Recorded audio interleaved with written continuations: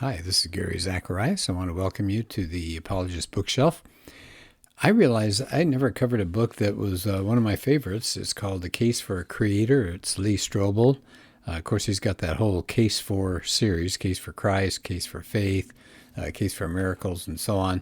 This book came out almost 20 years ago, and it's The Case for a Creator. So he does interviews with Jonathan Wells, Discovery Institute, of course, and Stephen Meyer, who's become just a blockbuster writer and thinker and appears on a lot of shows and all. William Lane Craig has a chapter. J. Wesley Richards, Michael Behe. Meyer has another chapter, interview with J.P. Moreland.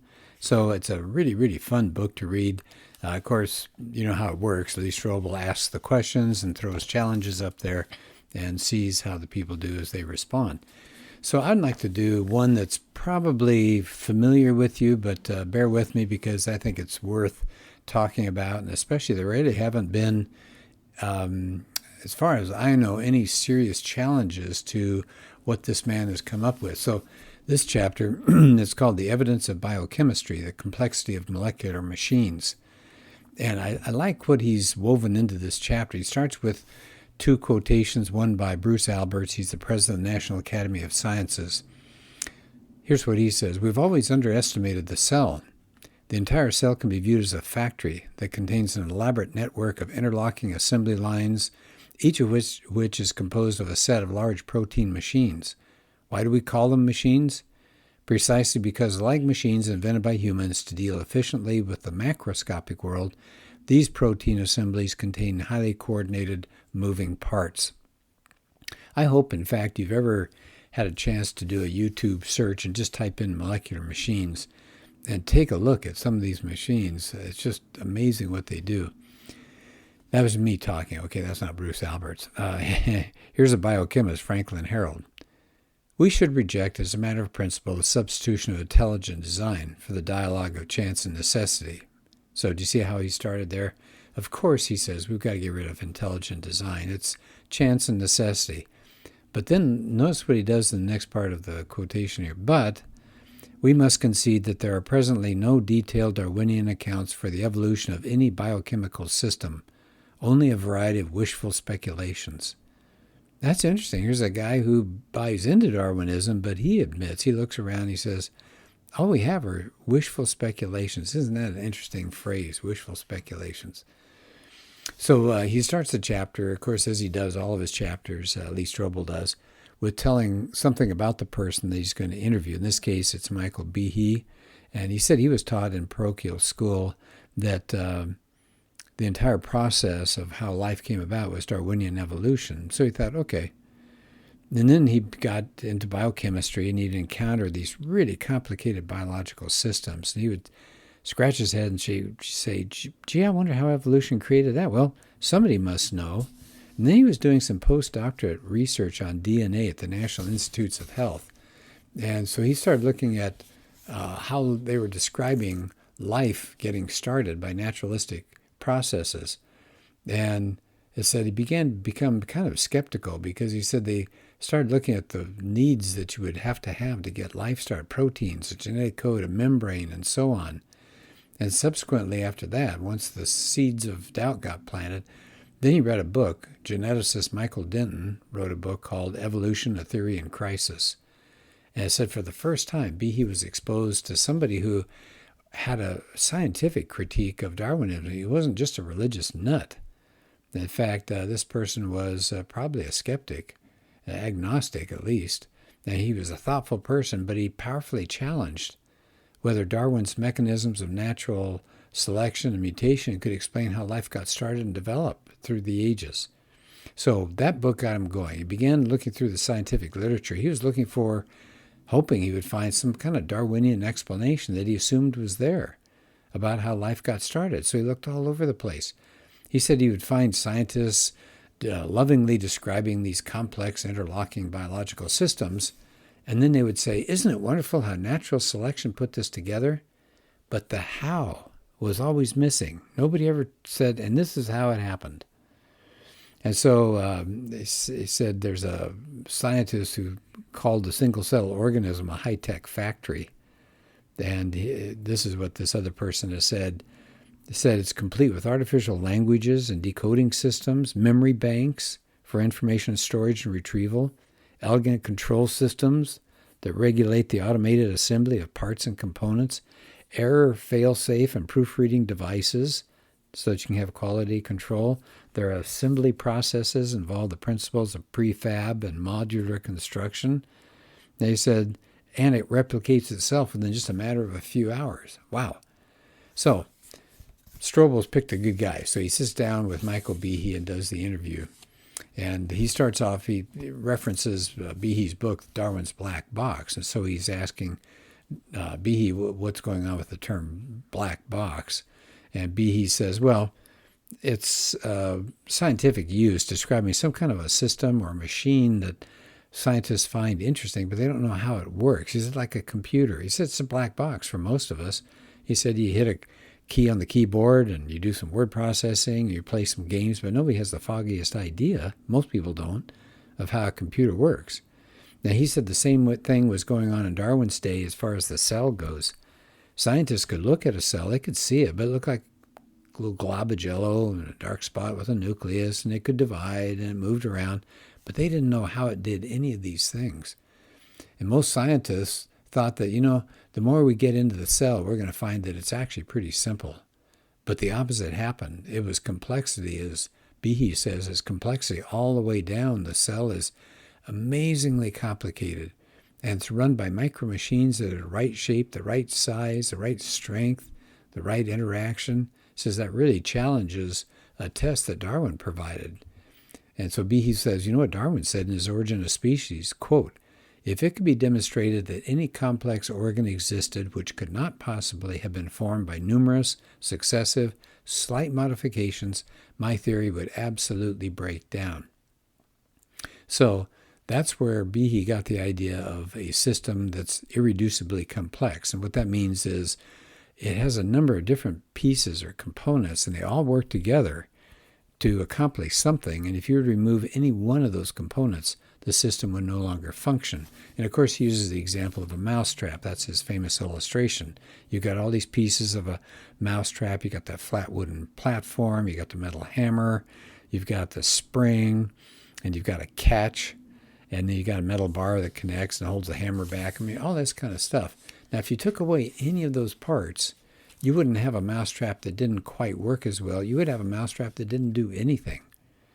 And he says evolution can't produce an irreducibly complex biological machine suddenly, all at once.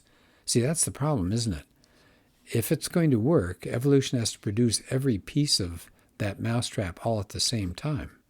It's too complicated. And it said you can't produce it by numerous successive, just slight modifications of some earlier system, because any earlier system is going to be missing a part, and then it couldn't function. And he says life is actually based on these molecular machines. And so I'm going to skip over the mousetrap part because I'm sure you've heard of that one before. Then he talks about another thing that's amazing out there. It's the cilium. And the cilia are whip-like hairs on the surface of cells. And it says if the cell is stationary, the cilia moves fluid across the cell surface. And he gives an example. He said, you've got cilia lining your respiratory tract. Every cell has about 200 of them, and they beat in synchrony so that they can sweep mucus toward your throat to get rid of it.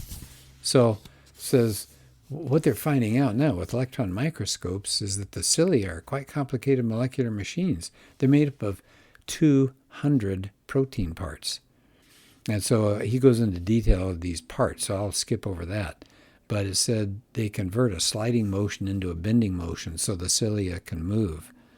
And it says you only get the motion of the cilia when you got all these pieces together. Not one piece by itself is going to make it work. Okay, so I thought that was interesting.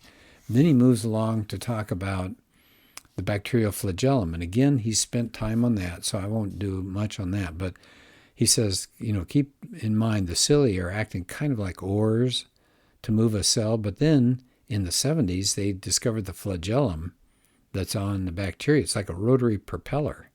He said they are so efficient too. He said it's kind of like an outboard. So he said they're way more incredible. The flagellum has a propeller. It's long and whip-like, and it's made out of a protein called flagellin. And it's hooked up to a drive shaft with a hook protein, kind of like a universal joint, so it can rotate. And several types of proteins act as bushing material, so the drive shaft can penetrate inside the bacterial wall and attach to a rotary motor. I mean, honest to goodness, I hope you have a chance to take a look at it online. Go do a YouTube search. Look up bacterial flagellum. They look like something invented by Toyota or General Motors. These things can go 10,000 revolutions a minute. And he said not only that, but the propeller can stop spinning within a quarter turn and instantly start spinning the other way at 10,000 RPM. You know, I've mentioned this to my apologetics class, and I tell them, go out on the freeway and get your car and get it up as high RPM as you can get. Let's say 5,000. Probably can't make 10,000. So get it up to about 5,000 and then put it in reverse and see what happens. And everybody laughs because they know it just destroyed the engine. But this thing can do that. And how big are we talking about? Consider its size, he says. Behe says a flagellum is just a couple of microns long. What's a micron? About 1/20,000th of an inch. And the motor itself is about 100,000th of an inch. It says even with all our technology, we can't produce anything like that. It's just amazing. Okay, so he's talking about that. What's going on in that? There are molecular trucks and highways inside our cells. It's called the intracellular transport system. So he said, what we've got here is not a cell. It's just a simple bag of soup with everything sloshing around. He said, you got all sorts of areas, kind of like rooms in a house, and you got to get the material from one place to the next. And you've got the nucleus, and you've got the mitochondria, that produces energy. You've got the endoplasmic reticulum, that produces proteins. The Golgi apparatus, that's a way station for proteins that are being sent elsewhere. The lysosome, it's like a garbage disposal unit, and on and on and on. He says, just take the ribosome. Okay, the ribosome, that's 50 large molecules. That has 1 million atoms. It's an automated factory that can synthesize any protein that it's instructed to make by DNA. So it's a little factory there. So amazing. He said, well, now you got to have molecular trucks and little highways for them to travel on. You have to identify which components are supposed to go into what truck. And so you've got all these things going on there, transporting all this material all the way across. He talks about blood clotting. Now, there's something else that was in his book, Darwin's Black Box, I thought was fascinating. He said blood clotting. Do you know there's something like 10 steps that use 20 different molecular components? Because, I mean, think about it. If you cut your arm, let's say, you want it to bleed a little bit at first to get rid of the impurity, but then you want it to clot. But then you want it to stop clotting, because if it keeps clotting and works its way up your arm and over to your heart, you're done for. So you have to have proteins signaling start to clot, stop the clot, and things like that. So you got all these things going on. Amazing. It says if you make a clot 20 minutes after all the blood is drained from your body, a little late, you're going to die. If the blood clot isn't confined to where the cut is, your whole blood system could solidify and you'll die.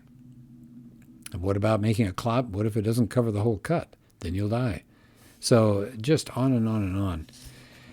So let me skip over toward the end of the chapter, but I just thought you would appreciate hearing some of these things, not only the bacterial flagellum, which is pretty famous in the mousetrap analogy, but the cilia and the blood clotting mechanism and so on. So let me go down here toward the end of the chapter. He says, complex biological systems have yet to be explained by naturalistic means. He said, that's a fact. He said, even Darwinists admit that in their candid moments. And can I stop there for just a minute? Because I find that to be so true. I've read a lot in this field. And among themselves and writing for others in the field, you'll hear them. Some of them are very honest. And they'll talk about things like just dreams and wishes that they could get this done, this understood. But instead, when they're talking to the public and all, when they're doing interviews on television, it's like, oh, yes, we have it all figured out.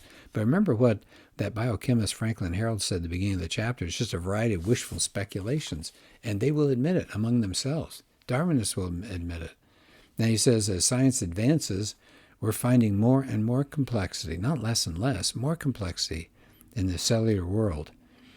So I'm going to end the chapter with what he does, which I thought was really good. This is a concession by a microbiologist named James Shapiro at the University of Chicago. Now, he reviewed Behe's book, Darwin's Black Box. And here's what he had to say. He's not a believer in God, as far as I know. He says there are no detailed Darwinian accounts for the evolution of any fundamental biochemical or cellular system, only a variety of wishful speculations. Doesn't that sound familiar? How about Alan Sandage? Here's what he says. He's a highly respected scientist. He says the world is too complicated in all its parts and interconnections to be due to chance alone. Isn't that interesting? So he thinks there's a God. He says, I'm convinced that the existence of life, with all its order in each of its organisms, is simply too well put together. He says, how do all these parts know these things? What's going on? He said, the more one learns of biochemistry, the more unbelievable it becomes, unless there's some type of organizing principle. What does he mean by that? An architect for believers, a mystery to be solved by science, even as to why, sometime in the indefinite future, for materialist reductionists. There's people who don't believe that there might be a God, that they need to understand that. So I think that's a really interesting chapter. I want to come back to the book because I love science, and I think there's a lot here that we can get from it. All right, well, thank you. Take care. Bye-bye.